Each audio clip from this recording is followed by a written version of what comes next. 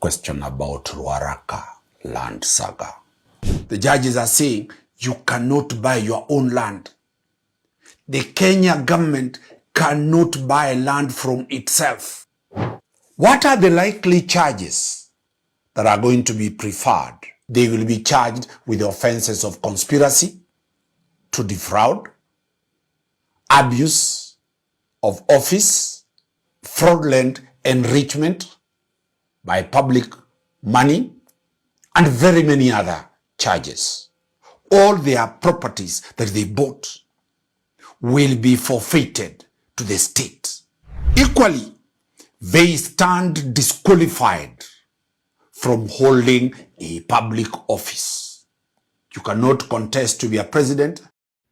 They are saying Matiang'i is unfit to fight for presidency of this great country, Kenya.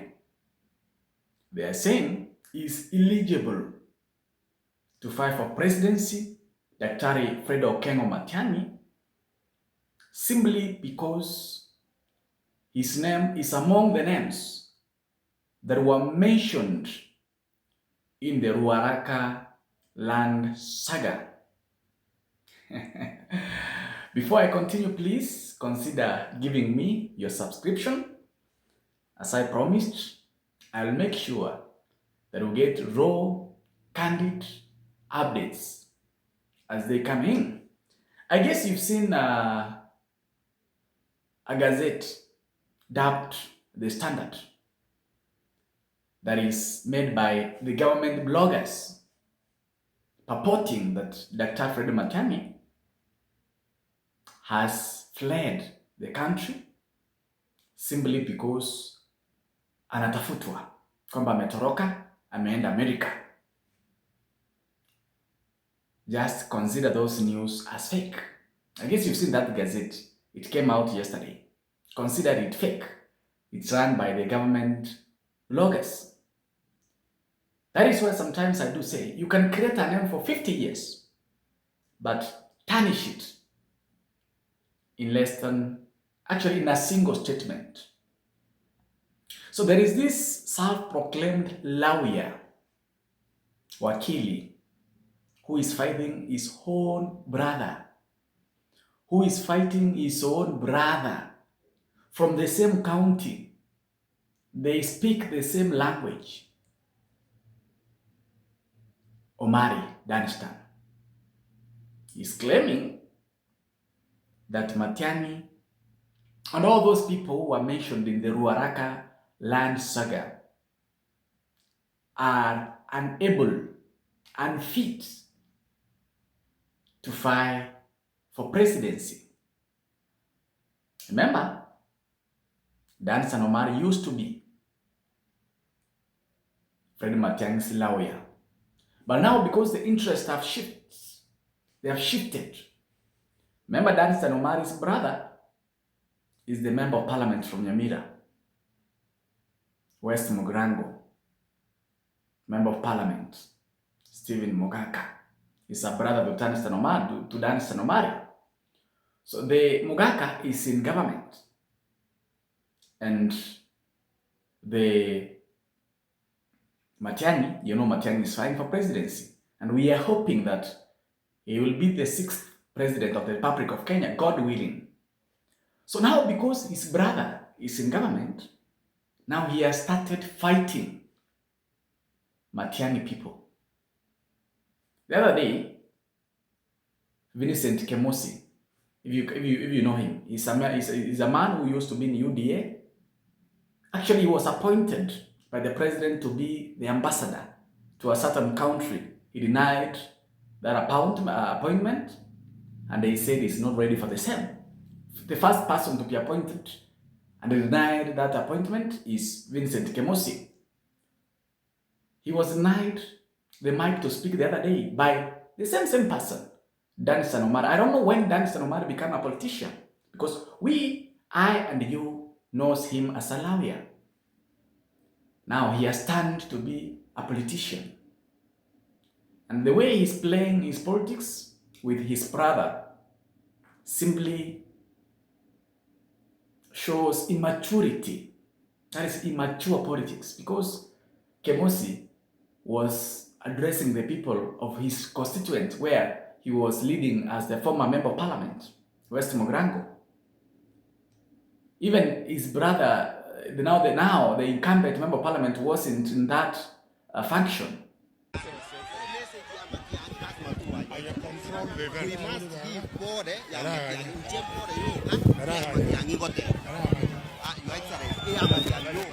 Hello? Hello? Injenaja? Wajini family? Yomongina? Wakobo mongina senjama tani. Kama anje? Aya kwanirwe? Nekene. Na manyano mongina mataria? She was a great woman. A great woman indeed.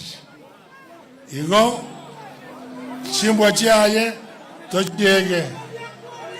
Nande unoma usi. Unoma usi. Maigore. Wana iga. Nega sto kora. Ega sto kora. Unoma usi. Toisa ansense. Tokwane sauti ya yamo. Tatebe ngakitokora akashosha hoika 2027 tomanya ngakitote nenama mnoma usi maigure ndiamono asante abantu yakura riko ayo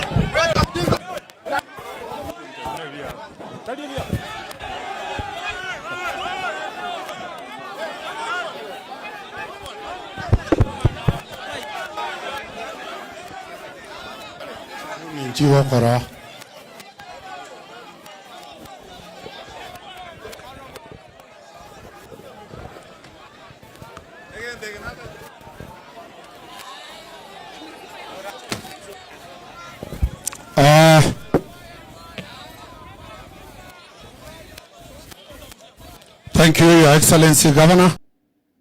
So it was logical that you invite him maybe to speak, because he's aspiring. He was the former. So Danstan Omaru is not even a politician, who was sent by his brother, who is a member of parliament from the same constituency, denied Vincent Kemosi a chance to speak, because he's the incoming member of parliament, a worthy competitor to his brother. Chaos erupted just a few days ago. Which authority does he have to deny someone a mic to speak to his people? Because he was their former member of parliament. He denied him just because he's an ally to Dr. Fred Matiang'i. Remember, Danstan Omar is not a politician. The only honorable thing he could have done is to hand it over to Kemosi maybe to invite the governor of Nyamira. He did not do that, simply because he's an ally to Dr. Fred Matiang'i. So they have been sent by this government to intimidate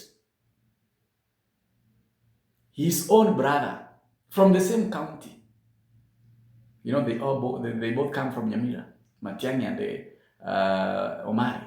Now he's claiming that Matiang'i is unfit because his name is among those names that I mentioned in the Ruaraka land saga.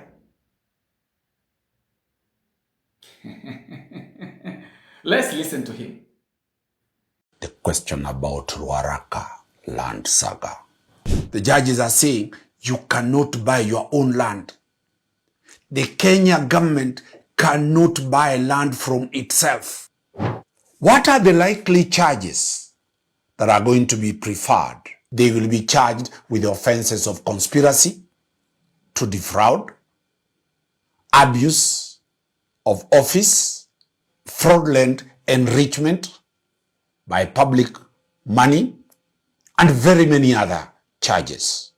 All their properties that they bought will be forfeited to the state. equally, they stand disqualified from holding a public office. You cannot contest to be a president. That is it. That is it. So a brother can fight a brother over nothing. A brother can fight another brother over nothing, completely nothing. How do we go now this fight? It's a brotherly fight because they come from the same place, they speak the same language, they come from the same constituency, actually they come from the same county. Hata kama ni pesa. That is how Dan Omar will become to zero, because that is why I've said you can build a name. You know, Dan Omar was a very respected man, a very respected senior counsel lawyer. You can build a name for 50 years. A single statement will just tarnish it. Why fight your own brother? Matiang'i is on the ballot. Nothing will do him away from the ballot. Maybe death, according to him. Matiang'i said so. Matiang'i said hakuna kitu kitafanya asiwanie, labda akufe tu. Labda akufe. Let's listen to Matiang'i what he said. And please consider a subscription. One word for Dan Omar. Tell him one thing. Just a word to Dan Omar, please. Are you running for president in 2027? Yes. Well, of course, you know, I am now working with my colleagues in the opposition, generally, and having conversations with several leaders in the country, and engaging with Kenyans from various walks of life on the future of our country, with the intention of seeing what we can do to fix some of the challenges we are facing in the country and how best we could take our country to the next level.